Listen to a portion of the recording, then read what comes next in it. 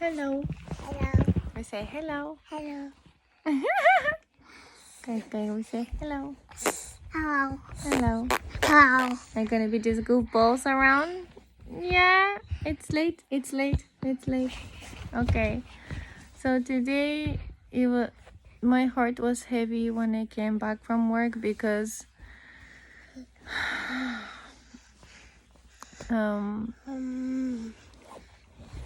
it's not something like bad happened or anything. It's just what happened is like my heart changed after today's experience. It's gonna be a challenge to do this video because I have two rascals who are not asleep and it's almost 10 o'clock. But yeah, I will have to move them around. Okay, hey, here's you. Okay. The school has been challenging from start. And there are some. I'm not gonna mention names or grades or anything, but there is a certain class where lots of kids have ADHD. Thank you. And super hyperactive and okay, thank you. And so it's been challenging to be in that particular class and teach them anything really because they cannot stand still, at least half of the class. So it's challenging for the homeroom teacher today after they had speech test. So I was in the back of the room evaluating if they're clear voice, if they're loud enough for me to hear in their back, if they smile or gesture, excuse me. So I did that, and most of them did well. Some of them, the attitude was down to zero and just don't care anything about English. But it's okay. Like, I don't remember English being my favorite subject in elementary school either, so it's totally fine.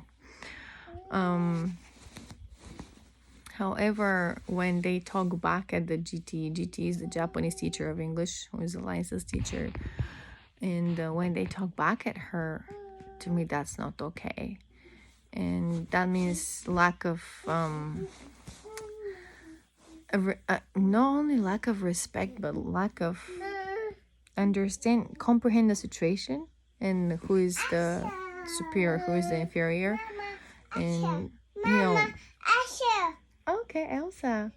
Growing up, we never did that to our teachers. Not like today. They're just this generation. They're just, oh my goodness, talking back at the teachers and zero respect. So, and I'm saying in that particular school because in another one I go to, it's just, oh my gosh, hello, completely different story, 180 degrees different in a good way. My other school is just amazing. Discipline, kids are respectful, kids enjoy English, have fun, we talk, we laugh in class, it's fun. And in this one is struggle. The today's school is struggle. So hello sweetheart. So today the homeroom teacher, she's a young lady, she came after that and she talked to the GT lady that I go teach with. They talked for a little bit. Hi. And so we talked about the fact that one of the girls panicked because she's probably a slow learner, or they say slow learner. I don't know what is the terminology in English about it, but it's not dyslexic. It's just hello. But it's just she's a slow learner, and the person before her is a number of the class. Volunteered to start first, so we started the list of names from that person. The next person was that girl, and she stood up there in front of the class, and they didn't have to say much really. They just had to say, I think, hello, their name, their birthday date, and what they want for their birthday, and pretty much that's what it was. Not much, but you know, it's in different language, so it's still challenging for them. But she panicked and she just froze, and she ended up lying down on the floor or like hiding behind a, I don't know what to call that. It's like a big table, but it's not a table, it's not a desk, I don't know what it is, but it's just some kind of podium thingy that you can stick extra stuff inside in the shelves under. I don't know what you call it, but she was behind it, and then we just let her go back to her seat and proceeded with the next person. So anyway, so we were talking about that situation with the homeroom teacher afterwards, and we told her that we realized that she actually panicked, and when she knew she was the last one, she got up and she went and she did what she had to do, and it was fine, but she was the last one, so I guess she just needed to warm up, or hello. And so I'm learning so much about child psychology on the go, on the field. It's just really seriously interesting how kids all kids are like a different universe, and those different universes in the classroom setting collide, and when they collide, there's something either good happening out of it or not, or sometimes it's good, sometimes it's not, the ups and downs, and sometimes supernovas occur, sometimes a black hole occurs, you know, there are all kinds of situations and scenarios, but bottom line is they have to learn to, when they collide those different universes, they have to work it out, make it all good. Well, in that particular class, the kids cannot do that. Okay, it's okay. You can have this one. You can have the yellow car. Can he have the big car, please? Thank you. You can have the yellow car. Okay, thank you. You're so nice. Thank you, sweetheart. Okay, it's time to sleep. Let's sleep next to Mama. It's almost 10 o'clock. It's almost 10 o'clock. Anyway, so the homeroom teacher went along to tell us that, I'm just gonna lose it because I had a really hard day and those two are driving me crazy, and it's after 10 probably now, so they have to sleep. But long story short, she ended up telling us that one of those boys that is like the most aggressive way that he actually throws things, very aggressive, physically aggressive.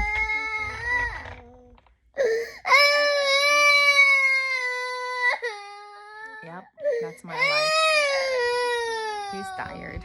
Right, let's sleep. Let's sleep. Hey, get your car and let's sleep. Get down. Get down. Get down next to Mama. Okay, let's sleep. Let's sleep. Anyways, so there is a reason why he's so aggressive, and so he's hurting inside, and the reason why is because they moved from another area. Get down. Get down. Get down. Let's sleep. And only the dad and him. I don't know if he has siblings. I'm not really sure, but maybe not. And his mom and his dad divorced, and so he stayed with the dad, and the dad moved here in our area from far away, another part of Japan.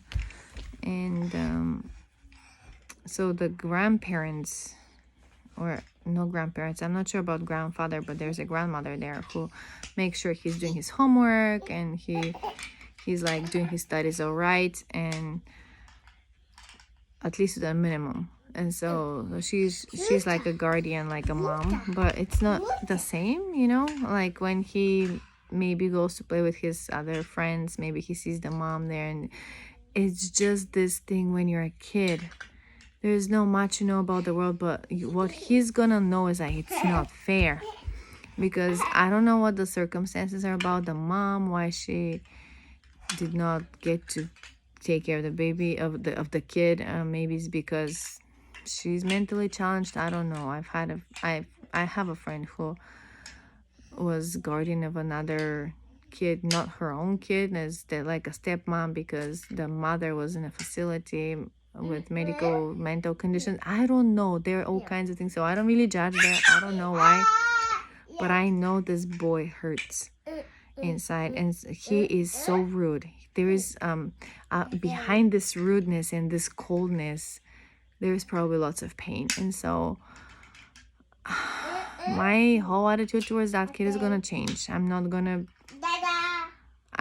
didn't think nice of him because I thought he has zero manners and things like that. But we are the teachers and the mentors to inspire them, to wake up the goodness inside of them, and to make them believe in themselves, and that they're capable of doing things regardless of their circumstances. And another girl I know in that class is just so impossible, talking back, and just zero manners. The teacher said that she is also with a single parent. She has a mom only, and that I also understand. I grew up only with a mom, and even though I'm not like her, like talking back at people, like I generally didn't attack people as a kid, but I kept into the low keys. Like I was quiet kind of person, but she's really loud. She's really annoying. Annoying is the word. Annoys other people, and they just have to deal with it, and other classmates. But another thing I talked with my GT with today is like a story I read on, I think it was on Facebook, or somebody posted an article on social media about this lady that as a little kid was nobody had hope for her. She was just completely, they were like, she has this and that, and they were putting labels on her to like super hyper or whatever. She needs medication or doctor, or move her to another school. And then this old teacher, this old experienced teacher came to the school, and I put the girl in a room where she cannot see them but they can see her, and he put some music on there on the radio. And I guess that happened long ago. I don't remember details, but she did whatever she usually does. She just starts walking around the room, and next thing you know, she's like dancing all around the room, and just being a kid and being bored. And so the teachers are like, holding their heads again and sighing and stuff. And so the parents are told, she is just impossible, cannot be taken care of, and this just ruins the whole discipline of the class, and blah blah blah. And so that old teacher, when after observing her for about 15-20 minutes, he's like, 15 minutes, he's like, she's totally fine, she's completely fine, she's a dancer. And so the parents enrolled her in dancing classes, and that's where all her extra energy went, and she enjoyed it and she had fun with it. And she started doing better at school as well, and then she ended up being this international, world-known person who she bought her own studio later on as an adult, and was teaching dancing as well. So she's well known. I don't really know. When I read stories like that, to me the names don't matter. To me, it's just amazing how things turn out.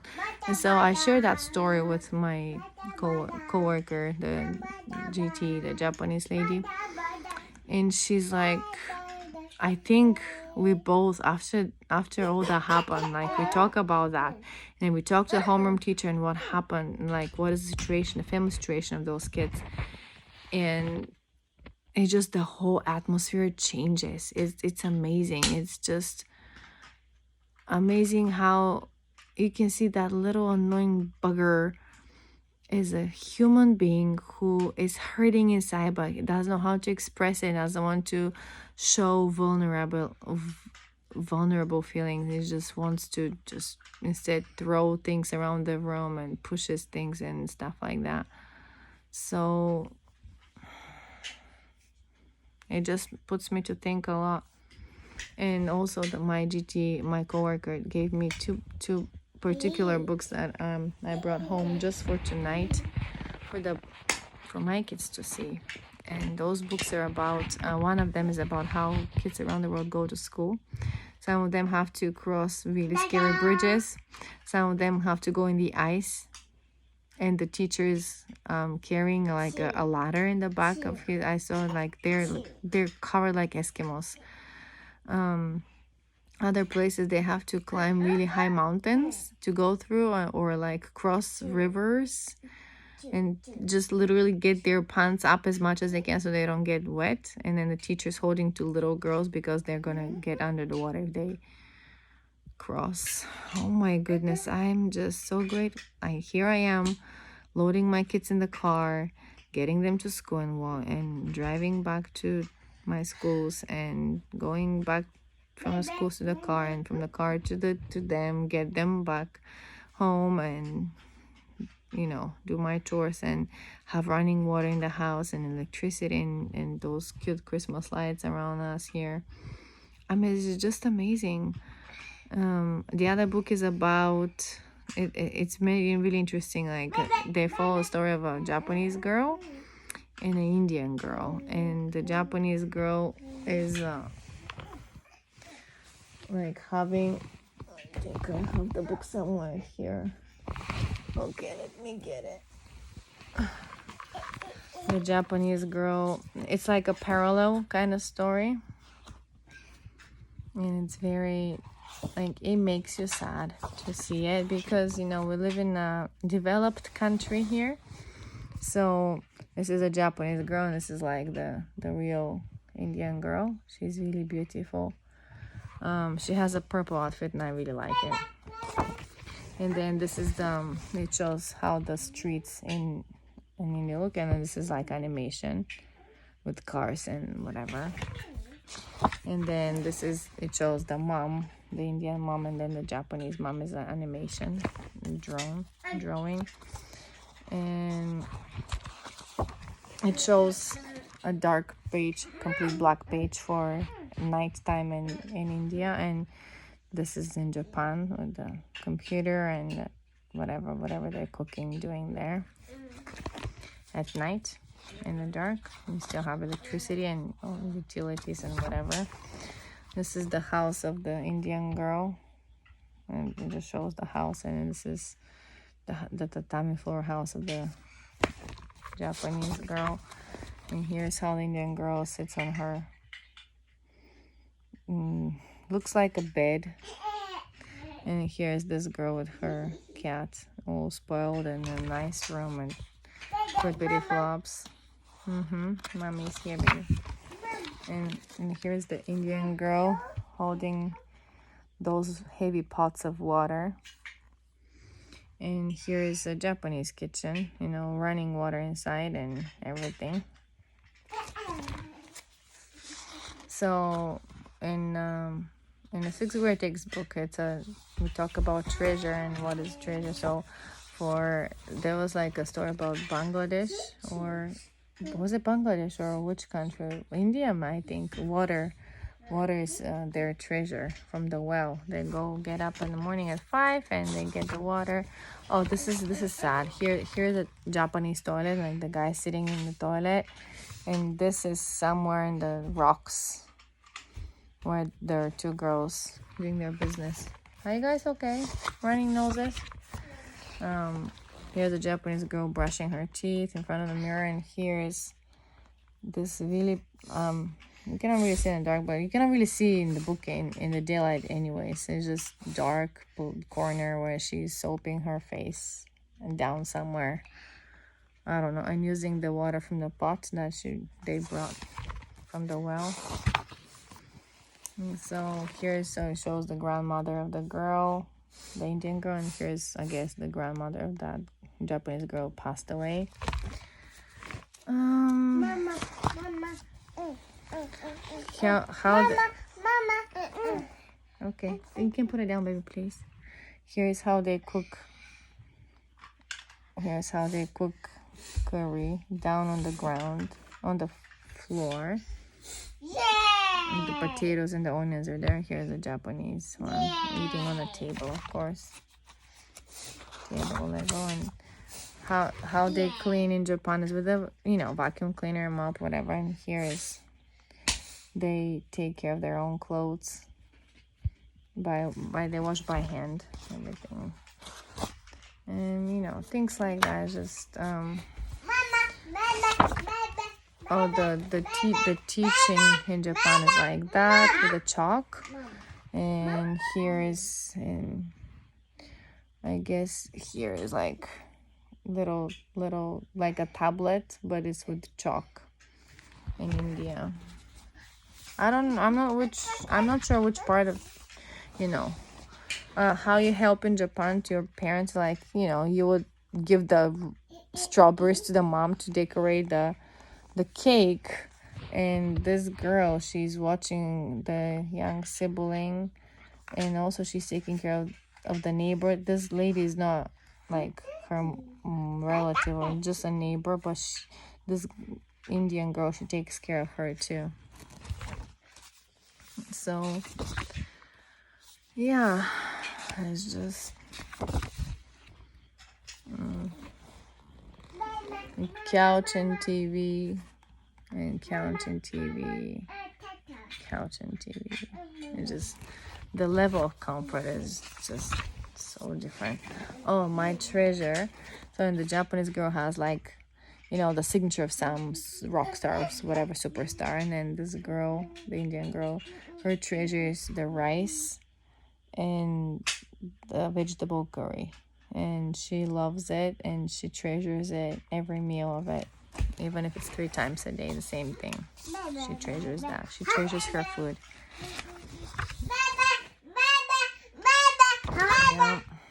So yeah, it's just really like light comes from fire, and there is light here, and this is the stars and the stars. It's just how that book is made is really interesting.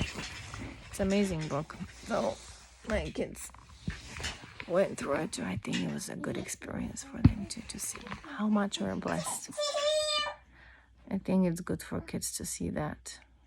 Anyways, it's a long message, but good night.